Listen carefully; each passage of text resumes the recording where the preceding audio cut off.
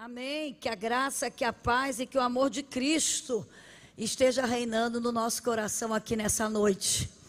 Estou feliz de estar aqui com a minha família, uma família escolhida por Deus, abençoada, ungida, vitoriosa e conquistadora. Amém? Estava com saudade do povo bonito aqui de Macaé. E que bom, estou hoje aqui no culto da vitória. E crente é sempre vitorioso, porque Paulo diz em 1 Coríntios 15, 57, 58. Mas graças a Deus que nos dá a vitória, por nosso Senhor e Salvador Jesus Cristo. Portanto, queridos irmãos, aqui está o segredo para a vitória. Sede firme, constante e abundante na obra do Senhor, sabendo que o vosso trabalho não é vão no Senhor. Então o segredo para a gente ter uma vida vitoriosa é primeiro ter uma aliança com Deus. Confessar Jesus como Senhor da nossa vida. Ter Jesus como Senhor da nossa vida. E termos foco. Como está lá em Hebreus 12, 1 e 2. Olhando que a gente tem que deixar todo o pecado, todo o embaraço que tão de perto nos rodeia. E temos que olhar firmemente para Jesus, com foco. Firmemente para Jesus, que é o autor e o consumador da nossa fé. E a maior vitória que a gente pode conquistar aqui nessa terra é a vitória da salvação, é o milagre da salvação, porque nós estamos aqui de passagem, nós somos peregrinos nessa terra. Então o maior milagre, você que está aqui, que já tem Jesus como Senhor da sua vida, você já é um vitorioso. Porque você já tem o seu destino garantido. Você já tem a convicção do seu passaporte para o céu. E para isso, que você possa se manter firme. Firme na proposta que você fez de seguir a Jesus.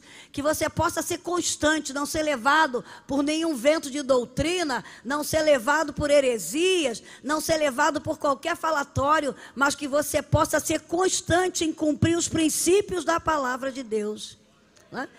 E frutificar. A abundância fala de frutificação.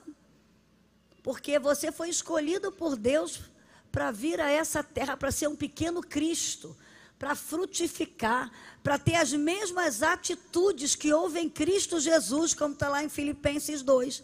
Então, que a gente possa entender, nessa noite, que você está aqui na campanha da vitória, mas se você tem Jesus, não importa a crise que você esteja vivendo, porque se eu perguntar aqui, quem não passa por problemas, se você disser que não tem, você não está nessa terra, não é verdade?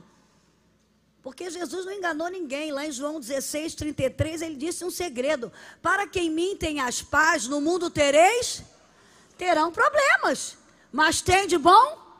Tem de bom? Não deixe o desânimo tomar conta de você, não. Seja constante diante da crise.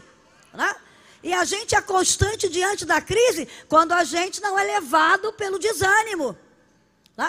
Porque o desânimo vai interferir nas nossas emoções, vai trazer uma tristeza profunda, vai trazer uma preguiça, vai trazer um sentimento de medo, vai trazer uma incredulidade que vai interferir na nossa fé.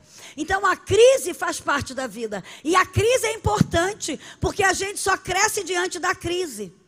Eu estou gostando dessa crise que o Brasil está vivendo. Deus está permitindo tudo isso, porque é diante dessa crise que você vai viver o seu cristianismo, que você vai mostrar quem você é, o Deus que você crê. É diante dessa crise financeira, que se você veio aqui hoje e está vivendo essa crise financeira, quem sabe Deus vai tratar nessa área contigo para te colocar em patamares maiores. Vai te ensinar a ser mais econômico, vai te ensinar a viver dentro das tuas possibilidades. Meu marido nunca escondeu de ninguém, passou por 6 crises financeiras, quebrou 6 vezes. Como nós aprendemos a não colocar o chapéu onde a nossa mão não alcança? Aí eu aprendi a ser mais econômica, a não viver de aparência, a querer mostrar uma coisa que eu não tenho. Então a crise ensina a ter mais maturidade, a tratar o meu emocional, o emocional dele, o espiritual. A gente ora mais, a gente jejua mais. Você está pensando que esse culto da vitória surgiu por quê? Porque estava tudo bem na nossa vida? Não, porque tinha crise. Aí surgiu o culto da vitória. Porque não, a gente tem que buscar a vitória para todas as áreas da nossa vida. Eu não sei se a sua crise é no casamento. O que está acontecendo? Quer divorciar? Não, você veio hoje no culto da vitória. Eu creio num Deus que restaura casamento. Quando você deixa Deus entrar nele. Por quê? A crise sempre começa dentro de um casamento, porque Satanás não quer ver um casal bom, um casal bem sucedido, um casal vivendo bem. Porque onde já tem um casal com problema, se chegar os filhos, já vão chegar dentro de um problema, esses filhos já vão sofrer consequência desse casamento mal resolvido. E casamento é tão importante que Deus começou lá no Éden com um casal, fazendo um casamento. E Satanás já interferiu no casamento, porque ele sabia que interferindo naquele casamento ia interferir na geração, e interferiu. Mas ele mandou Jesus, e Jesus começou o primeiro milagre dele aonde? Aonde? Numa festa de casamento. Olha como é que Satanás já sabia, eu vou interferir nesse casamento aí, mas Jesus estava lá porque eles convidaram Jesus para o casamento. E aí teve uma crise, já começou mal aquele casamento. Faltou o que na festa? Faltou vinho, tá? E vinho representa o quê? Vinho representa saúde emocional, saúde física, e vinho representa alegria. Então aquele casamento já estava começando com problema. E geralmente casamento começa com problema. Para chamar os convidados tem problema. A família do noivo quer chamar uma quantidade, a família da noiva quer chamar outra quantidade. Aí já começa, só pode tanto. Já começa a briga dos pais do noivo. Onde vai ser a festa? O que vai ter? Olha como é que já começam as crises antes do casamento. Só em resolver a festa já dá problema. Onde vai ser? A noiva quer num lugar, o noivo quer no outro. O pai da noiva quer num lugar, o pai do noivo quer em outro. E aquele casamento já começou. A crise do vinho estava com problema. Mas eles convidaram alguém muito especial para resolver crises. Eles convidaram Jesus. Eu não sei qual é a crise que você está vivendo na sua vida, na sua família. Se é uma crise no casamento, se é uma crise de doença dentro da sua família, se é uma crise financeira, se é uma crise com seus filhos, eu sei que você veio hoje ao lugar certo. E como já foi cantado, Ele está aqui nessa noite. E é Ele que é o resolvedor de crise nessa terra. Ele veio para resolver crises. E a crise não é para nos destruir. Se você tirar dessa palavra crise, o S, o que fica? Crie. A crise é para que a gente seja criativo. A crise é para a gente crescer, para a gente amadurecer espiritualmente, para a gente amadurecer emocionalmente, para a gente resolver, porque a vida é uma vida de crise. Quando a mulher engravida, aquele bebê, para sair do útero, vai passar pela crise do parto. Se não tiver a dor, que é a crise para aquela criança nascer, ele morre ali dentro. Então ela tem que ter as dores, é a crise do parto, a crise da gestação. Incomoda, mas está sendo gerada uma vida ali. Então, nós passamos durante a nossa trajetória de vida a crise do parto para nascer, a crise da infância para sair para a adolescência, a crise da adolescência, a crise da juventude, a crise do adulto jovem, a crise do adulto maduro, a crise do adulto idoso, que eu sou hoje adulta idosa, que eu passei dos 60. Quem aqui passou dos 60? Deixa eu ver. Nós estamos na crise do adulto idoso, né? Mudou muita coisa. Eu não posso mais jantar altas horas da noite. Eu não posso fazer coisas de uma jovem, de uma adolescente. Eu sou hoje uma adulta idosa. E tem a crise da senilidade, que é quando aquele idoso perde a noção. É do senil. Então a vida é de crise. Mas se você deixar Jesus ser o Senhor da sua vida, você vai passar por todas essas crises dando glória a Deus, porque Ele está te direcionando. Graças a Deus que eu passei da crise do parto, nasci, a crise da infância, a crise da adolescência, a crise da juventude, a crise do adulto jovem, a crise do adulto maduro e a do adulto idoso, que estão nos 60. Faz parte. A vida é feita de crises. Mas o meu segredo que eu quero te perguntar aqui nessa noite é que na hora das crises da sua vida, a quem você recorre e a quem você ouve. Esse é o segredo.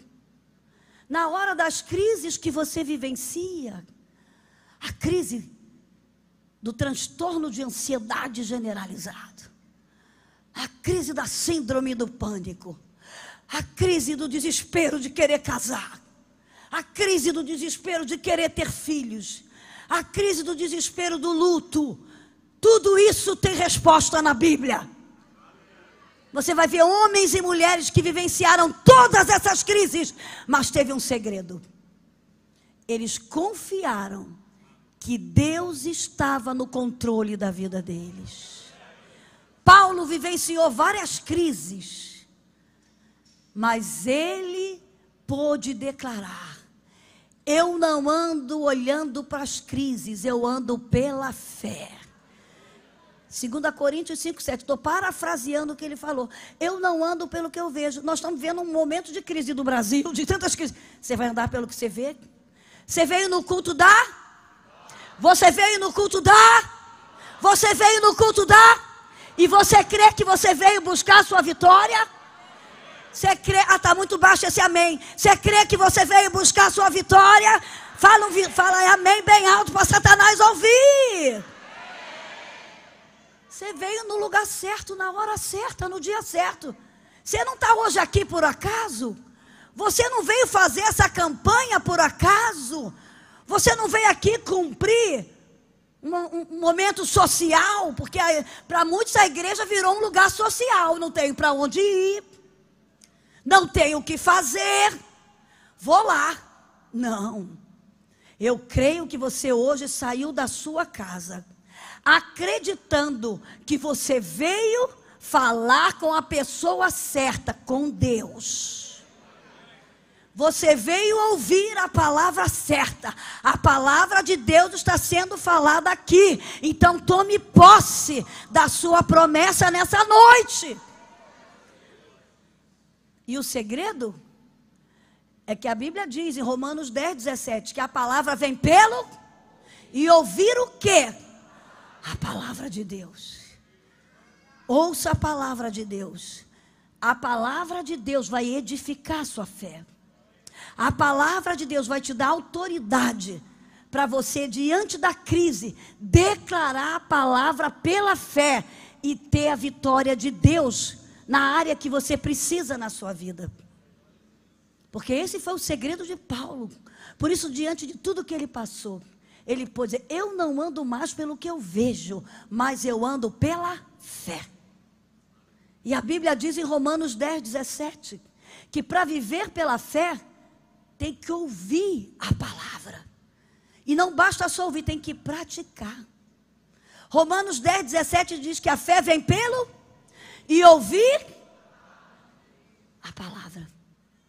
Você está ouvindo a palavra, você está lendo a palavra, meditando a palavra, acreditando na palavra, declarando a palavra, ou você está repetindo e declarando que você está ouvindo pelas redes sociais, pelas notícias maldosas e malignas que você ouve. Eu creio que o Brasil vai ser primeiro mundo em nome de Jesus. Eu creio que estamos num treinamento. Deus está treinando a igreja, limpando a igreja. Quem é luz vai continuar sendo luz. Quem está aqui em dúvida, ou vai ser luz ou vai continuar sendo trevas. E não vai entender o que Deus tem. E é muito importante que quando fala que não é só ouvir a palavra. Tiago capítulo 1, versículo 22 diz que nós não temos que ser somente ouvintes da palavra. Tem muita gente ouvindo, mas não está praticando a palavra. Não adianta você vir no culto da vitória, ouvir, aqui ser abençoado, aqui você falar línguas aqui, você sentir a presença e daquela porta para fora, não cumprir os princípios da palavra. Sede, pois, praticantes da palavra e não somente ouvintes. Esse é o segredo. Paulo tinha essa convicção, por isso ele falava: eu não ando pelo que eu vejo, porque se eu andar pelo que eu vejo, eu vou murmurar. Quando ele estava lá em Roma, quando ele, em Filipenses capítulo 4, ele naquela prisão em Roma, lá no fundo, no calabouço, ele podia não estar entendendo, porque ele estava ali injustamente, preso injustamente, mas ele podia ali, dentro daquela prisão, escrever para os filipenses no capítulo 4, a partir do versículo 4 ele diz: Filipenses, alegrai-vos no Senhor, alegrai-vos no Senhor, seja a vossa vontade notória a todos os homens, perto está o Senhor, não estejais inquietos. Olha, ele estava numa prisão, no calabouço, misturado com fezes, com urina, sabe, lá embaixo no fundo. Eu fui lá e vi um buraco, lá embaixo. E lá ele falava: alegrai-vos no Senhor, Filipenses. Vocês estão soltos, eu estou preso. Mas eu estou preso aqui e livre espiritualmente e emocionalmente. E vocês muitos estão aí soltos e estão presos espiritualmente e emocionalmente. E ele diz: Filipenses, alegrai-vos no Senhor. Outra vez vos digo, repito, alegrai-vos no Senhor. Seja a vossa vontade notória a todos os homens. Perto está o Senhor. Não estejais inquietos por coisa alguma. Antes as vossas petições sejam em tudo conhecidas diante de Deus, com orações, súplicas e ações de graça. Aqui está o segredo da nossa vitória. Ora, suplica, mas agradeça antes de ver, porque Deus sabe a hora certa e o momento certo para te conceder essa vitória. Porque se ela vier antes do tempo, tu joga fora. Se ela vier antes do tempo, tu sai da igreja. Se ela vier antes do tempo, tu desperdiça. Então a sua vitória só vai chegar na hora certa. Por isso tem gente que precisa de uma aqui na quinta, aqui é terça, porque lá na P é quinta, 5 terças-feiras. Outros não, na primeira terça-feira eu vi a irmã aqui, ela orou, o marido aceitou no domingo. Então não fique nem comparando. Por que a vitória do outro chegou tão rápido? A minha irmã, irmão, Deus te conhece mais do que você mesmo. E Deus não vai te dar nada antes do tempo. Porque Deus te ama. Foi Ele que te criou. Ele conhece a tua estrutura. Ele às vezes quer deixar você num treinamento que você não está entendendo nada, mas é porque Ele quer te levar para patamares que você nunca sonhou. Ele quer te usar para pessoas, Ele quer te usar em lugares que você não está entendendo. O segredo é que nesse treinamento você possa fazer o que Paulo está ensinando. Fale para Deus orações, súplicas e ações de graça. A gratidão é vital por tudo, em todas as crises. E aí ele dá o segredo. E a paz de Deus, que excede todo o entendimento. Nossa mente é limitada para entender a paz de Deus. É por isso que o mundo fala que a gente é louco, porque diante de uma adversidade você consegue ter paz. Você consegue sorrir, você consegue falar com o teu amigo, você evangeliza, você testemunha diante da crise, porque você tem a paz que o mundo não entende. E a paz que excede todo entendimento guardará o vosso coração e o vosso entendimento em Cristo Jesus. Mas para ter essa paz, tem que fazer o que está no versículo 8. Para ter essa paz, tem que cumprir o que está no 8. Quando a gente lê o capítulo, o texto tem que entender o contexto e o pretexto, e tem que ver o texto que está. E a paz de Deus, que excede todo entendimento, guardará o meu e o seu coração. Aí ele diz, para isso, ele falava por experiência própria, que ele estava numa prisão.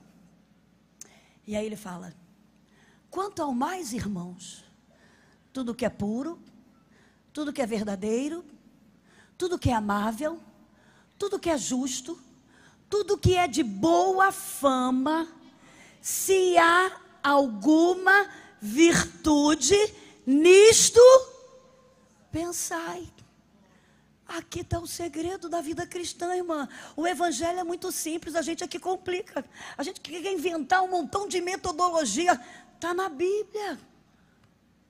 Apóstolo Paulo, um perseguidor de cristãos, mas no dia que ele encontrou com Jesus, a vida dele mudou. E ele está na prisão agora porque está evangelizando.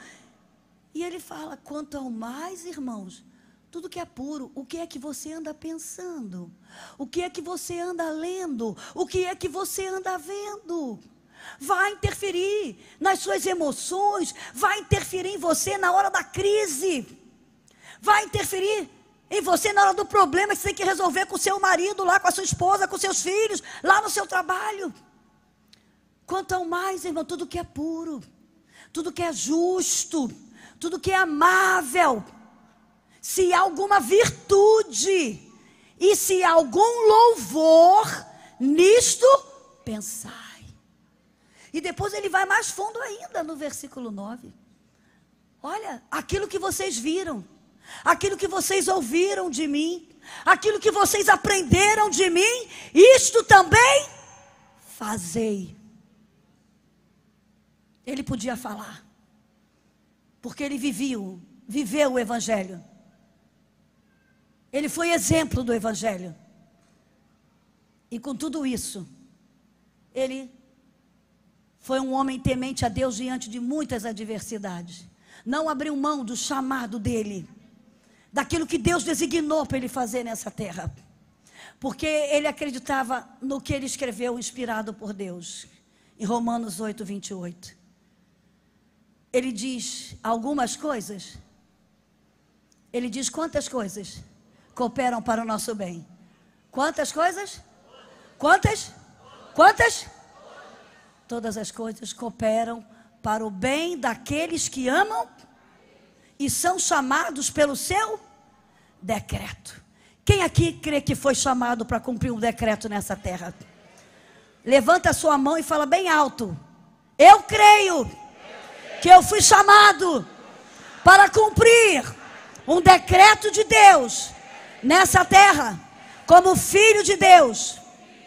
E eu creio que eu sou amado, escolhido, aceito por Deus, e vou cumprir o decreto que Ele designou para a minha vida, para a minha casa, para a minha família, para a minha nação.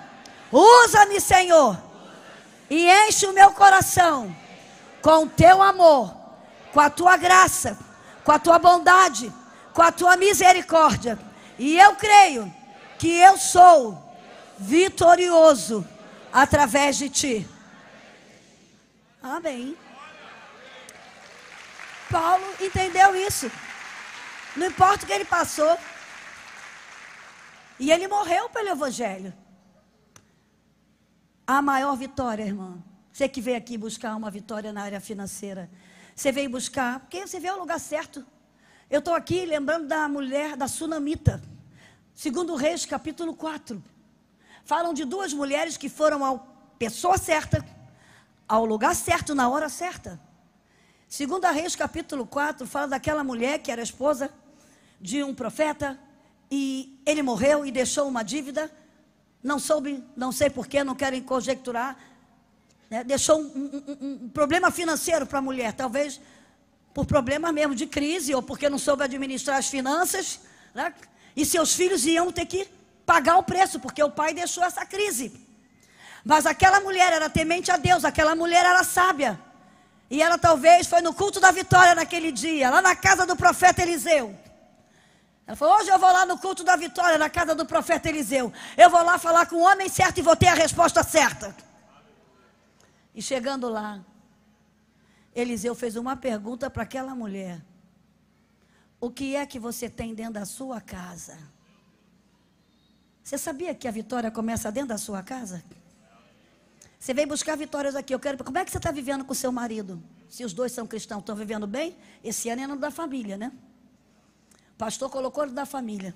Ah, eu quero a bênção para o filho se converter. Você está entendendo bem com o seu marido? Como é que seu filho vai vir para a igreja? Se você está igual gato e cachorro na sua casa. Você quer um milagre financeiro, mas não oram junto por esse milagre. Então, sem se entender. O milagre começa dentro da nossa casa. E o profeta falou, vai para a tua casa, aqui tem lá. Ah, eu não tenho. Ah, eu tenho um vaso. Uma botija com um pouquinho de azeite. Eu não sei, talvez nessa noite você venha assim, Elisete, a minha botija está com um pouquinho de azeite. O Senhor vai encher a sua lamparina, porque Jesus vem buscar as 5 noivas prudentes, as 5 virgens prudentes. E as 5 virgens prudentes, elas têm azeite na lamparina e tem azeite na reserva. Você vê o lugar certo. A igreja é um hospital. A gente vem aqui para se tratar, para fazer a prevenção contra o pecado e para ser perdoado do pecado, para ter as lamparinas acesas, cheias e as reservas também. Porque o noivo está vindo, igreja. O noivo está vindo. E ele vem buscar uma noiva que está com a sua casa adornada, que tem azeite na lamparina e tem azeite na reserva. E ele falou, você tem um pouco? Vai lá, pede às suas vizinhas, enche lá que vai ter azeite. E aí aquela mulher tinha um bom relacionamento familiar, e lá com a vizinhança conseguiu, você já sabe o resultado. Ela pagou, resolveu o problema. Resolveu a crise, o milagre chegou. A outra continuação é da sunamita, era uma mulher rica. Essa estava vivendo uma crise financeira sem condições. Deus multiplicou, prosperou a área financeira. A outra era rica, não era problema financeiro. Talvez o seu problema aqui nessa noite não seja um problema financeiro, como dessa mulher. Essa mulher era bem sucedida, bem casada, não tinha filhos. Para ela até então, aquela mulher tinha uma visão do reino. Aquela mulher tinha um dom que está em falta hoje, em muitas casas. O dom da hospitalidade. Aquela mulher percebeu algo que ninguém naquela cidade de Sunem percebeu. Sunem era a cidade de lugar de repouso, de lugar de paz. E aquela mulher percebeu que o profeta Eliseu passava por aquela cidade. E ela, uma mulher observadora, uma mulher inteligente, uma mulher com discernimento espiritual, e falou, isso é um homem de Deus. Eu vou abençoar esse homem de Deus. Aquela mulher entendeu o outro segredo que muita gente não entende, o poder da doação. Aquela mulher doou um candeeiro, doou uma cama, doou um pão e ganhou um filho. E ganhou um milagre. Talvez o teu milagre não chegou porque você não aprendeu a doar nada na tua vida. Quando é que você vai ser um doador, uma doadora? Só quer para você, só quer juntar e não tem dificuldade de doar uma roupa, doar um sapato, doar um ouvido para ouvir alguém. Aquela mulher entendeu o segredo do poder da hospitalidade. Ela hospedou um profeta na casa dela e deu o melhor para aquele profeta. E entendeu o dom da doação. Ela doou o melhor, ela não botou uma cama velha, um quarto sujo, não, ela deu o melhor. Sem interesse, sem querer nada em troca. E o profeta falou, não, eu quero dar alguma coisa. Porque meu amigo, minha amiga, quando você se doa para alguém, para abençoar um necessitado, para abençoar um pobre, quando você se doa para doar na casa de Deus, no reino, você está semeando para você e para a sua geração. Eu tenho coisas que eu recebo hoje, que nem, não foi eu que doei, foram meus pais que doaram. O poder da hospitalidade deles, o poder da doação. Cuidado, aprenda a semear. Você não está semeando só para você não. Você está semeando para a sua geração, para seus filhos, seus netos, seus bisnetos. Enquanto Jesus não voltar, sua geração vai se beneficiar da sua doação. Isso é um grande milagre. E diz que o profeta Eliseu mandou Geazi perguntar, essa mulher, eu quero dar alguma coisa? Mesmo que ela, eu não quero nada. E aí Geazi, ela não quis nada, ela doou sem querer nada em troca. Porque tem gente que quer doar, mas já começa a fazer barganha com Jesus, né? Ela não. Ela tinha o dom da doação. E aí diz que Geazi, observador, ela não tem filho. Ah, ela não tem filho. E aí o profeta chamou aquela mulher. E falou, você vai ter um filho. Ela até duvidou, meu marido é idoso. Mas quando Deus te prometer algo, não se preocupe. Se Ele prometeu, Ele vai cumprir na sua vida. Porque a Bíblia diz: Deus não é homem para que minta, nem filho do homem para que se arrependa. Ô igreja, entenda isso. Se Ele te prometeu, não fica reclamando que está demorando, não fica reclamando achando que não vai acontecer, porque aquele povo morreu no deserto porque murmurou e duvidou. Mas aqui não, aqui tem um povo que acredita nas promessas de Deus. Por isso eu creio que você saiu hoje da sua casa, talvez chegou cansado do trabalho, talvez você está fazendo um sacrifício para estar aqui, e Deus vai honrar teu sacrifício em nome de Jesus. Na hora certa o teu milagre vai chegar. E diz que aquele filho veio e foi uma festa. Mas tem coisas que Deus te promete, Deus vai treinar você, como Ele treinou Abraão. Ele deu o filho para Abraão, Isaac, né? E um dia Ele pediu aquele Isaac de volta. Irmãos, a gente está aqui num treinamento de fé. E Deus gosta de treinar a gente nessa área, para saber se a gente está preparado para viver essa lei do desapego. Talvez aquilo que você mais pediu a Deus numa campanha de milagre chegou e agora Deus te tomou para ver se você está priorizando o milagre ou priorizando Ele. Tem gente que está aqui porque está priorizando o milagre, não está priorizando Deus. Quando o milagre chega, se manda da igreja. Quando o milagre acontece, desaparece. Eu falo isso porque por experiência própria de ver. Então Deus estava treinando também Abraão. Você queria tanto, eu vou te treinar agora, você vê se você vai me servir mesmo, né? E com essa mulher foi a mesma coisa. Aquele filho que ela nem pediu, que Deus prometeu, o menino morreu. O que aconteceu com o menino? Ele? Tem coisas que Deus vai permitir morrer para treinar a tua fé, para depois te dar, para você entender que foi Deus que fez. Senão você joga fora. E aí o menino morreu. Mas aquela mulher tinha uma capacidade, um discernimento espiritual, uma sabedoria, sabe? Que ela teve um equilíbrio, não se desesperou. Se a outra entrava em desespero, gritava, falava com o marido, talvez o marido, né, não tivesse o alcance da maturidade espiritual daquela mulher e falava: vamos enterrar logo. Que ela colocou aquele menino aonde? No quarto do? Quando vem a crise, onde você coloca o teu problema? É no quarto de Deus? É em Deus? Você coloca no homem? Ah, vocês estão achando que a gente está acreditando é no Brasil, no presidente? Não, não é. É no poder da nossa oração que vai mudar. É Deus que está no controle, gente. Ai, agora não vai. Irmã, não fale isso não, vamos abençoar o Brasil. O Brasil é do Senhor Jesus. O Brasil vai ser primeiro o mundo. Essa geração mais nova que vem aí vai ser bênção e vai ocupar os 7 montes dessa nação. E isso conta comigo e com você. Você que é mãe, você que é pai, você que tem filhos. Oriente teus filhos a temer a Deus, a obedecer, a estudar, porque Deus vai levantar aqui homens e mulheres que vão atuar na área da política, na área da ciência, na área da educação, na área da saúde, na área da economia, na área da religião, na área da família. São essa geração. Vocês sabiam como é o nome dessa geração agora, a partir de 2010, começou? Eu estava lendo, estudando ontem, não sei o que foi, até semana agora que eu falei lá na igreja ontem. Porque os estudiosos do comportamento, eles denominam várias gerações, a geração Baby Boom, a geração Z, a geração Milênio, a geração Y.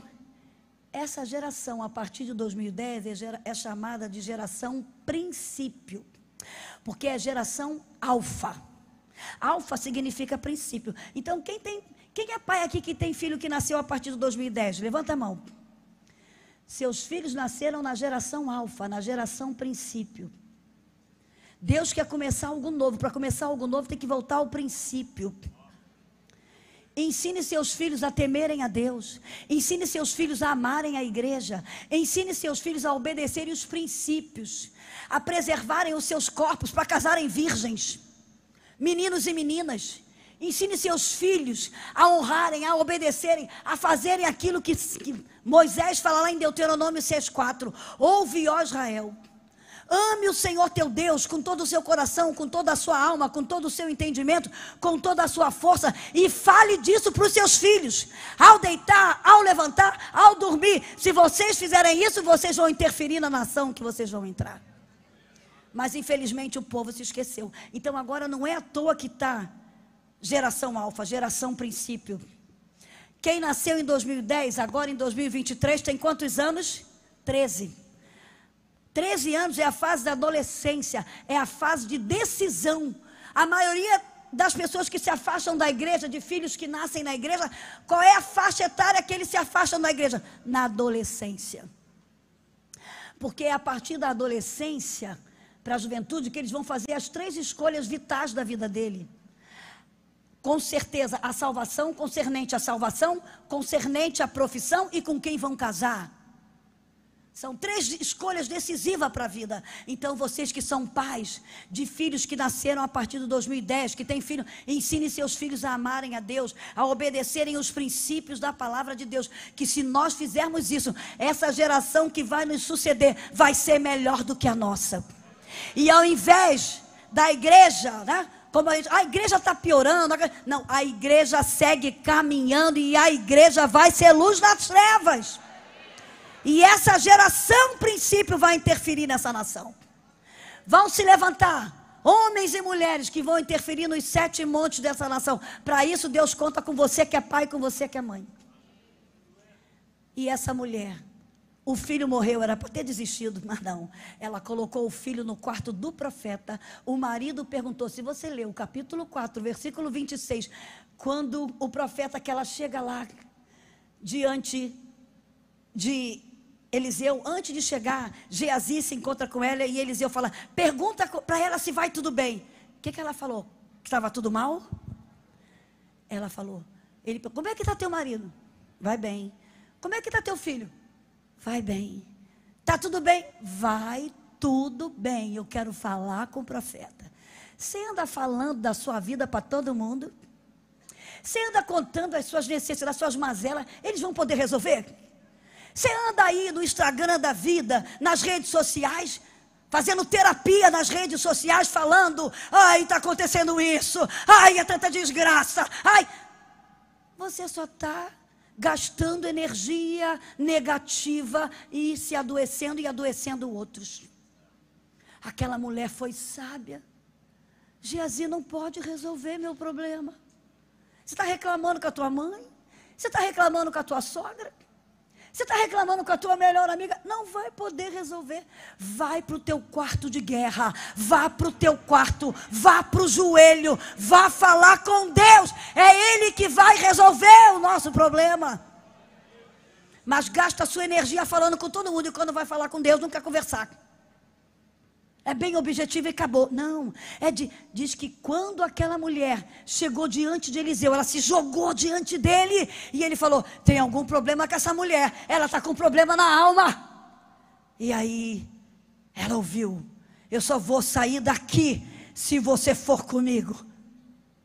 Oh igreja, você veio ao culto da vitória, que você saia daqui com Jesus. Que você volte para a tua casa crendo nas promessas.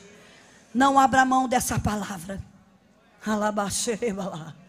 Não abra mão dos princípios dessa palavra. Deus não é homem para que minta, e nem filho do homem para se arrepender. Se Ele prometeu, Ele vai cumprir. Ele vai cumprir. O segredo é se você vai ser firme, constante e abundante. Mesmo no sofrimento, fala de Jesus. Mesmo na adversidade, você é uma testemunha. Você é um pequeno Cristo nessa terra. Você não se envergonha do Evangelho de Cristo. Esse foi o segredo de Paulo. E que esse seja o meu segredo e o teu segredo. Amém? Eu queria dar 2 livros aqui nessa noite. Esse aqui eu queria dar para um jovem casal, talvez que tenha filho de 3 anos. Esse livro aqui que a gente está estudando, Hábitos, é um livro que eu aconselho todo casal, ou até quem vai casar, a ter e ler, para fazer a prevenção. Quem aqui tem um filho de 3 anos? 4, 5, filho pequeno? Eu quero dar esse livro. Está aqui, vem aqui, pega aqui. Ou dá ali para eles, aqui tem uma coisa aqui, dá ali para esse casal. Leia esse livro. Isso aqui foi um homem que escreveu, pai de 4 filhos. E ele ensina as famílias a cultivarem bons hábitos. Hábitos importantíssimos, porque nós aprendemos através dos hábitos, irmãos. Hábito é um padrão de comportamento que se estabelece no nosso dia a dia, na nossa rotina. A gente tem o hábito de escovar o dente, por quê? Precisamos ser ensinados, não fomos ensinados? A gente senta para tomar o café da manhã, porque a gente foi ensinado. Você quer que seus filhos sejam bênçãos e melhores do que você? Pratique bons hábitos dentro da sua casa. Era o que Moisés estava falando. Ouve, ó Israel, o Senhor nosso Deus é o único Senhor. Ame a esse Senhor com todo o seu coração, com toda a sua alma, com todo o seu entendimento. E fale disso, pratique através dos hábitos. Ao deitar, ao levantar, ao passear, no seu dia a dia. Hábitos a gente aprende dentro de casa. E eu quero dar essa Bíblia aqui para uma mulher. Tem alguma mulher que veio a convite? Que ainda não é cristã? É? Dá lá para ela, pastor. Vamos ficar de pé. Eu quero fazer 2 orações aqui nessa noite. Dá para ela. Eu quero fazer 2 orações. Eu não sei se a primeira vai ser possível, mas quem sabe você veio a esse culto da vitória, a convite de um amigo, de uma amiga, para que você possa conquistar a sua vitória. Talvez você veio buscar uma vitória financeira, uma vitória no seu relacionamento conjugal, uma vitória de uma bênção para o seu filho. Mas eu quero dizer que a maior vitória que a gente pode ter nessa terra é a vitória do nosso passaporte para a eternidade. Porque nós estamos aqui de passagem, nós somos peregrinos nessa terra. Então a gente tem que aprender a viver nessa terra, vivendo a lei do desapego, tendo como se não tivesse. E eu queria orar por você que está aqui e que talvez ainda não tem Jesus morando no seu coração. Eu não estou te falando de religião, porque religião não salva ninguém. Eu estou falando de Jesus. E lá em João 10:10 diz que Jesus veio a esse mundo para dar vida e vida plena, vida abundante, vida saudável. Não vida perfeita, tá, gente? Porque não existe ninguém perfeito. Nós estamos aqui nos aperfeiçoando a cada dia.